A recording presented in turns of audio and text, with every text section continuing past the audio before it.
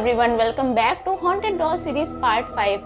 तो आज मैं आपको जो कहानी सुनाने जा रही हूँ वो एक ऐसे डॉल की है जो लकड़ी की बनी है, लेकिन वो अपनी आंखें घुमाती है, अपनी जगह बदलती है और कभी कभी तो बच्चों से बातें भी करती है। तो आज की कहानी है चार्ली द हॉन्टेड डॉल की। So without wasting any single minute, let's start the video. तो ये बात है 1968 की। न्यूयॉर्क के एक शहर में एक पुराना सा घर था जो कि लगभग 80 साल पुराना था और ये पुराने विक्टोरियन स्टाइल में बना था। लकड़ी की सीढ़ियाँ थी, बड़े बड़े झरोखे, बड़े बड़े दरवाजे और उस घर में ऊपर एक अटारी थी। अटारी वो होती है जो कि कोने में या फिर छत पे सबसे ऊपर बना होता है। वहाँ पे लोग अपनी फालतू सामान रखते हैं, टूटी फूटी चीज़ें, संदूक वगैरह रखते हैं। तो उस घर में भी एक अटारी बनी हुई थी जो धूल भरी और अंधेरी थी और उसमें सालों से किसी ने कदम नहीं रखा था। तो जो परिवार वहाँ पे रहता था उसमें थे मदर, फादर और उनके 5 बच्चे। तो गर्मियों का समय चल रहा था और एक दोपहर उनके 3 बच्चे, जॉर्ज, उसकी छोटी बहन टॉमी और उसका एक छोटा भाई, उस अटारी की सफाई करने जाते हैं फॉर द फर्स्ट टाइम। और वहाँ पे उन्हें एक संदूक दिखाई देता है लकड़ी का। तो वो संदूक काफ़ी पुराना था और उसमें लोहे की कुंडियाँ लगी हुई थी जो कि पहले से ही टूटी हुई थी। तो उनका बड़ा बेटा जॉर्ज उसको खोलता है, उसका ढक्कन खोलता है और उसमें कुछ ऐसी चीज़ मिलती है जो कि उस पूरे परिवार की ज़िंदगी बदल कर रख देती है। वो संदूक को खोलते हैं, उसमें पुराने पेपर में कुछ बहुत ज़्यादा लपेटा हुआ कुछ रखा हुआ था और जब उन्होंने उस पेपर को हटाया तो उसमें एक अजीब सी दिखने वाली डॉल मिली। लेकिन वो डॉल देखने में काफ़ी ज़्यादा डरावना था। उसका पूरा बॉडी लकड़ी का बना हुआ था, उसका जो फेस था वो पुराने विक्टोरियन स्टाइल में बना हुआ था, लेकिन फेस एक्सप्रेशन ऐसा था जैसे कि वो गुस्से में देख रहा हो।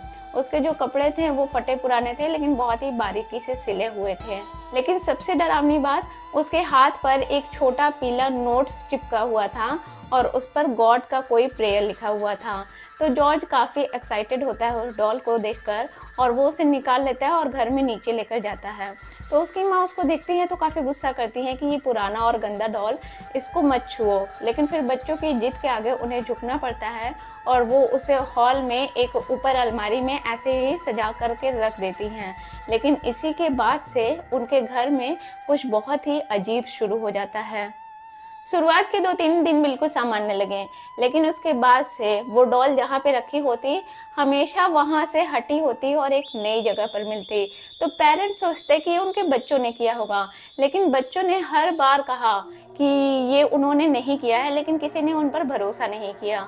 फिर एक दिन जॉर्ज ने कहा कि माँ, मैं उस डॉल को देख रहा था, वो हिल रही थी और जब मैंने उसे देखा तो उसने अपनी आंखें मेरी तरफ घुमा दी।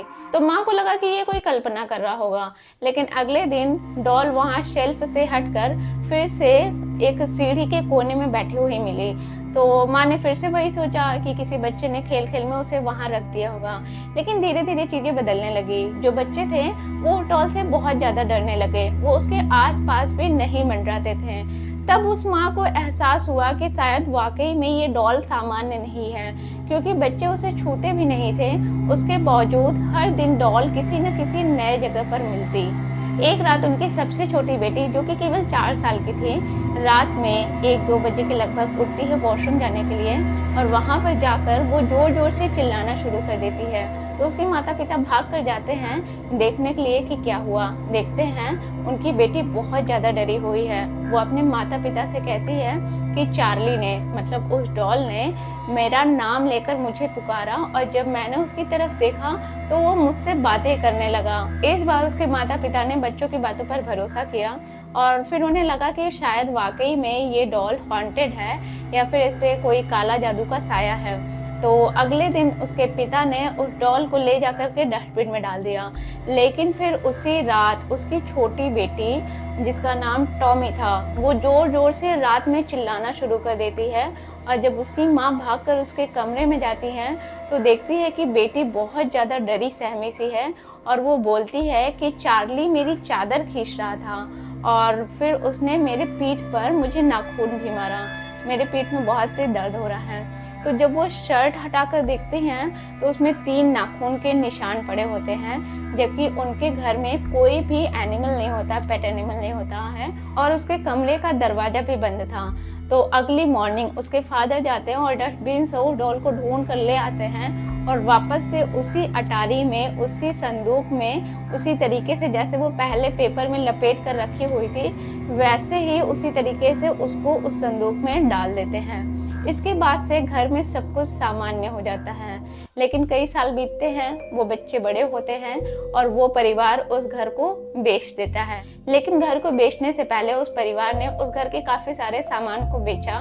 तो एक महिला थी जिसे कि वो डॉल काफ़ी पसंद आती है। हालांकि उस परिवार ने चार्ली के द्वारा की गई हरकतों के बारे में उस महिला को बताया था, लेकिन फिर भी उसने उस डॉल को खरीद लिया क्योंकि वो ओल्ड डॉल के कलेक्शन रखती थी और उसके लिए उसे वो डॉल बहुत ज़्यादा पसंद आई। उस महिला के साथ ही जितने भी लोगों ने उस डॉल को खरीदा उन्होंने कुछ न कुछ अजीब घटनाओं का जिक्र किया।